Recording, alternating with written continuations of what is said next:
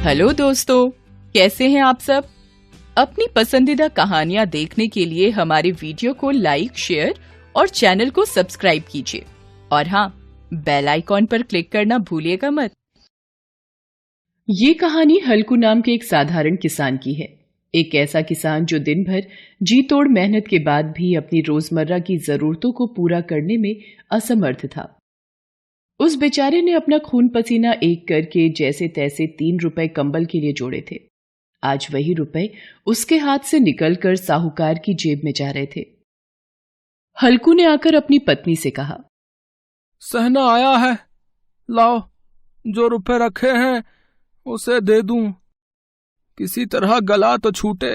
मुन्नी झाड़ू लगा रही थी, पीछे फिरकर बोली, 3 ही तो रुपए हैं, दे दोगे तो कंबल कहां से आवेगा। माघ पूस की रात हार में कैसे कटेगी। उससे कह दो फसल पर दे देंगे, अभी नहीं। हल्कू एक क्षण अनिश्चित दशा में खड़ा रहा। पूस सिर पर आ गया।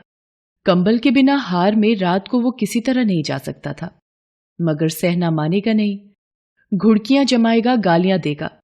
बला से जाड़ों में मरेंगे, बला तो सिर से टल जाएगी।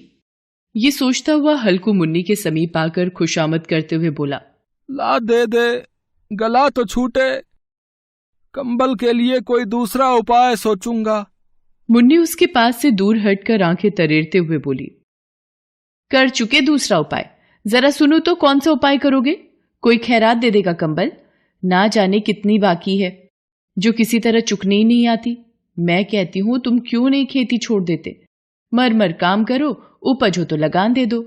लगान चुकाने के लिए ही तो हमारा जन्म हुआ है, पेट के लिए मजूरी करो। ऐसी खेती से बाज आए, मैं रुपए ना दूंगी ना दूंगी। अरे तो क्या गाली खाऊं। गाली क्यों देगा, क्या उसका राज है। मगर ये कहने के साथ ही उसकी तनी हुई भौहें ढीली पड़ गई। उसने जाकर आले पर से रुपए निकाले और लाकर हल्कू के हाथ पर रख दिए। फिर बोली, तुम छोड़ दो अब की से खेती, मजूरी में सुख से 1 रोटी तो खाने को तो मिलेगी, किसी की धौंस तो ना रहेगी। अच्छी खेती है, मजूरी करके लाओ और वो भी उसी में झोंक दो, उस पर धौंस। हल्कू ने रुपए लिए और इस तरह बाहर चला मानो अपना हृदय निकाल कर देने जा रहा हो। उसने मजूरी से एक एक पैसा काट काट कर 3 रुपए कंबल के लिए जमा किए थे। वो आज निकले जा रहे थे। एक एक पग के साथ उसका मस्तक अपनी दीनता के भार से दबा जा रहा था। पूस की अंधेरी रात। हल्कू अपने खेत के किनारे ऊख के पत्तों की एक छतरी के नीचे बांस के खटोले पर अपनी पुरानी गाढ़ी की चादर ओढ़े पड़ा कांप रहा था। खाट के नीचे उसका संगी कुत्ता जबरा पेट में मुंह डाले सर्दी से कूं कूं कर रहा था। दोनों में से एक को भी नींद नहीं आ रही थी। हल्कू ने घुटनों को गर्दन में चिपकाते हुए कहा, क्यों जबरा, जाड़ा लगता है। कहता तो था घर में पुआल पर लेटा रहे, तो यहां क्या लेने आया था है। अब खाओ ठंड, अब मैं क्या करूं। जानते थे मैं यहां हलवा पूरी खाने आ रहा हूं, दौड़े दौड़े आगे आगे चले आए। अब रो नानी के नाम को है। जबरा ने पड़े पड़े दुम हिलाई और अपनी कुंकू को दीर्घ बनाता हुआ एक बार जम्हाई लेकर चुप हो गया। उसकी श्वान बुद्धि ने शायद ताड़ लिया कि स्वामी को मेरी कुंकू से नींद नहीं आ रही है। हल्कू ने हाथ निकालकर जबरा की ठंडी पीठ सहलाते हुए कहा, कल से मत आना मेरे साथ, नहीं तो ठंडे हो जाओगे। हाँ, ये पछुआ न जाने कहां से बर्फ लिए आ रही है। उठूं एक चिलम भरूं, किसी तरह रात तो कटे। 8 चिलम तो पी चुका हूं। ये खेती का मजा है। और एक एक भगवान ऐसे पड़े हैं जिनके पास जाड़ा जाए तो गर्मी से घबरा कर भागे। मोटे मोटे गद्दे, लिहाफ, कंबल, मजाल है जाड़े का गुजर हो जाए।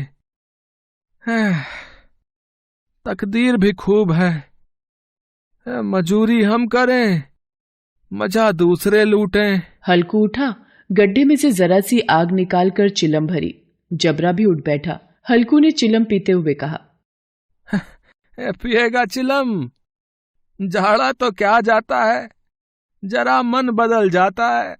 जबरा ने उसके मुंह की ओर प्रेम से छलकती हुई आंखों से देखा। सहसा जबरा ने किसी जानवर की आहट पाई। वो झपट कर उठा और छपरी से बाहर आकर भौंकने लगा। हल्कू ने उसे कई बार चुमकार कर बुलाया, पर वो उसके पास न आया।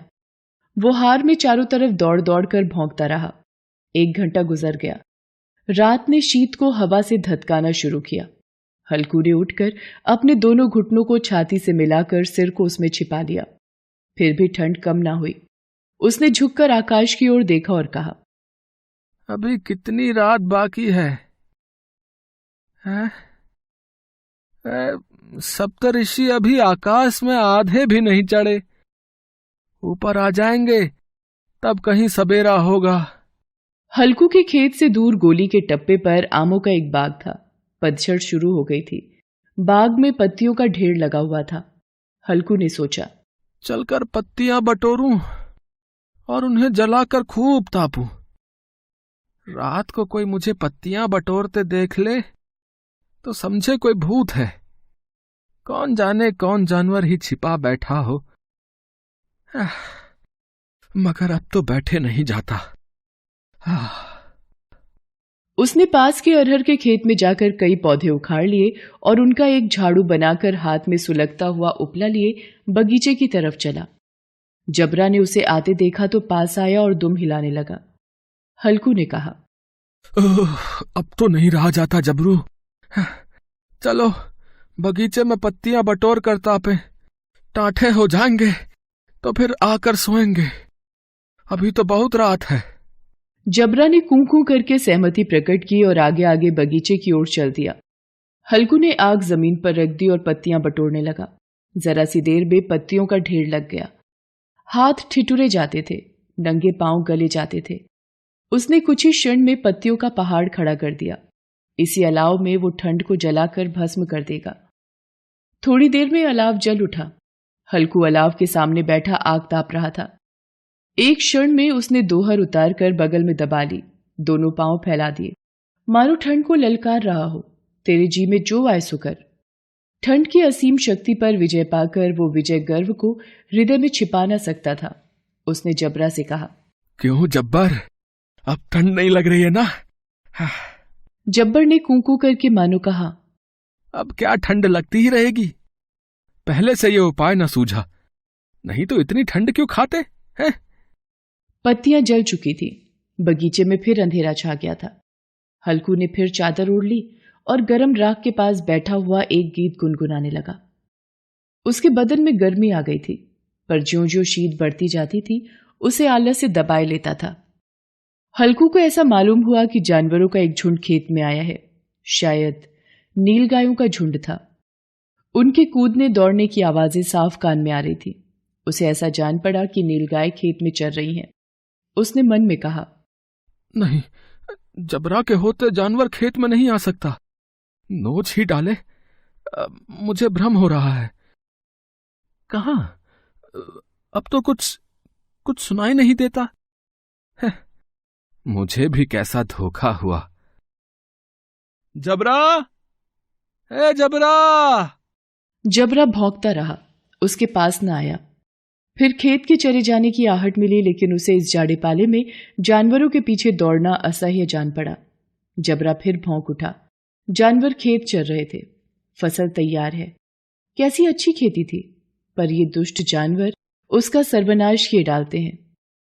हल्कू पक्का इरादा करके उठा और 2-3 कदम चला, पर एकाएक हवा का ऐसा ठंडा चुभने वाला बिच्छू के डंक का सा झोंका लगा कि वो फिर बुझते हुए अलाव के पास आ बैठा और राख को कुरेद कर अपनी ठंडी देह को गरमाने लगा। जबरा अपना गला फाड़ डालता था। नीलगाय खेत का सफाया किए डालती थी और हल्कू गर्म राख के पास शांत बैठा हुआ था। सवेरे जब उसकी नींद खुली तब चारों तरफ धूप फैल गई थी और मुन्नी कह रही थी, क्या आज सोते ही रहोगे? तुम यहां आकर रम गए और उधर सारा खेत चौपट हो गया। हल्कू ने उठकर कहा, क्या तू खेत से होकर आ रही है? हाँ, सारे खेत का सत्यानाश हो गया। भला ऐसे भी कोई सोता है? तुम्हारे यहां मड़ैया डालने से क्या हुआ? हल्कू ने बहाना किया, मैं मरते मरते बचा। अरे तुझे अपने खेत की पड़ी है। पेट में ऐसा दर्द हुआ कि मैं ही जानता हूं। दोनों फिर खेत की डांड पर आए। देखा सारा खेत रौंदा पड़ा हुआ है और जबरा मड़ैया के नीचे चित लेटा है, मानो प्राण ही ना हो। दोनों खेत की दशा देख रहे थे। मुन्नी के मुख पर उदासी छाई थी, पर हल्कू प्रसन्न था। मुन्नी ने चिंतित होकर कहा, अब मजूरी करके मालगुजारी भरनी पड़ेगी। हल्कू ने प्रसन्न मुख से कहा, रात को ठंड में यहां सोना तो न पड़ेगा। हाँ। Thanks for watching.